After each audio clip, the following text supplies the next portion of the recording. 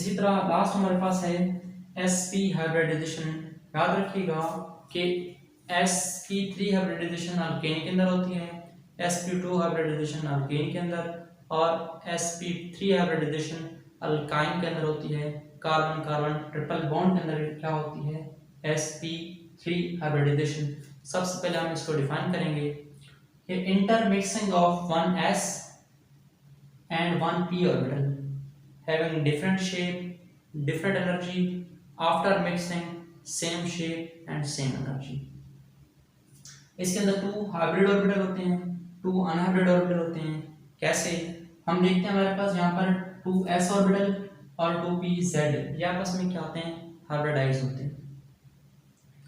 और इसके मिलने के बाद एक शेप बनती है, this is the linear shape.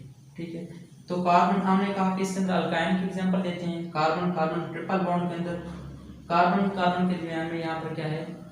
Triple bond, और एक हाइड्रोजन इधर, एक हाइड्रोजन इधर।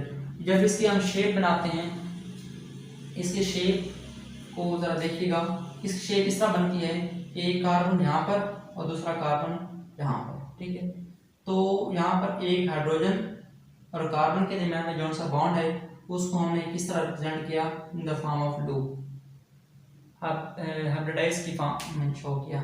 इस तरह कार्बन और हाइड्रोजन के दरमियान में सिंगल बॉन्ड था, उस बॉन्ड को हमने किस तरह फॉर्म किया? In the form of loop show किया। इस तरह दो हाइड्रोजन थे इस स्ट्रक्चर के अंदर, ए और दो। इस हाइड्रोजन को हमने रेड मार्क से शो किया यहाँ पर, और उसके अलावा इस हाइड्रोजन को रेड मार्क से शो किया हुआ है। और करने के बाद हमने इसको जब हाइब्रिडाइज किया तो फिर पता चला कि इस स्ट्रक्चर के अंदर सिग्मा बॉन्ड कितने हैं? 1 2 3। तो इसके अंदर सिग्मा बॉन्ड कितने होते हैं? 3 होते हैं। और अब यहाँ पर कार्बन की वैलेंसी सेटिस्फाइड नहीं है। कार्बन कितने बॉन्ड बना रहा है? 1 और 2 बॉन्ड। बाकी 2 बॉन्ड कैसे बनेंगे वो हम जरा इस स्ट्रक्चर से देखते हैं। 2 कार्बन के दरमियान में एक लूप ऐसे बनेगा, एक ऐसे, 2,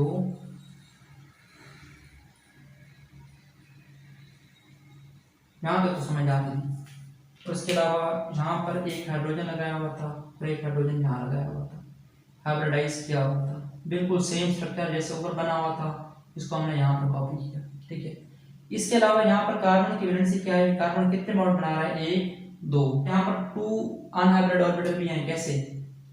एक यहाँ पे 2py, दूसरा यहाँ पे 2pz, ये क्या है? अनहाइब्रिड है।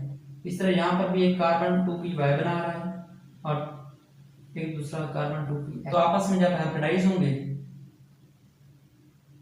इसके साथ हाइब्रिडाइज होगा। हाइब्रिडाइज होने के बाद ये इस तरह एक लूप बनेगा। ठीक है, इस तरह ये कार्बन का 2 बनेगा।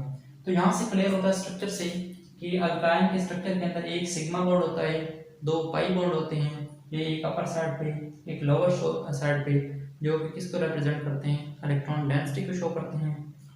इसी तरह इस स्ट्रक्चर के अंदर सिग्मा बॉन्ड कितने हैं? 1 2 3। सिग्मा बॉन्ड 3 है, 2 पाई बॉन्ड है। कैसे? 2px और 2py एक कार्बन का। ये हमारे पास क्या है? 2 पाई बॉन्ड है। इसके अंदर एक s है, एक p है, तो 50% s कैरेक्टर, 50% p कैरेक्टर। तो सबसे पहले आज हमने क्या किया था? हाइब्रिडाइजेशन को डिफाइन किया था। उसके बाद हमने देखा कि कार्बन की ग्राउंड स्टेट कैसी होती है, एक्साइटेड स्टेट, और फिर sp3 हाइब्रिडाइजेशन, इसको आपने ध्यान से देखना है। और सबसे important long question sp2 hybridisation की डेफिनेशन, उसकी शेप्स, उसके स्ट्रक्चर्स और उसके प्रॉपर्टीज जो सी हैं, बी केयरफुली। और इस तरह sp3 हाइब्रिडाइजेशन को आपने अच्छे से समझना है। तो वेरी इंपॉर्टेंट sp2 हाइब्रिडाइजेशन। इस तरह इस लेक्चर के अलावा मैं आपसे एक बात शेयर करना चाहता हूँ कि इसके बाद मैं एक नया लेक्चर आपको दूंगा जिसमें आप किसी भी कंपाउंड्स को देख के उसकी आप हाइब्रिडाइजेशन स्टेट आप खुद उसको चेक कर सकते हैं। तो उसमें आपको लेक्चर डिलीवर करूंगा। इस तरह किसी भी कंपाउंड्स को इतने लंबे प्रोसेस से गुजरने के बाद, ये क्योंकि जब MCQs कर रहे तो इतना टाइम नहीं होता, तो किसी भी कंपाउंड को देख के आप उसकी हाइब्रिडाइजेशन स्टेट खुद चेक कर सकते हैं। और इंशाल्लाह वो भी मैं आपके साथ डिस्कस करूँगा। Thank you so much, wish you best of luck. अपना बहुत सारा ख्याल रखिएगा। Thank you.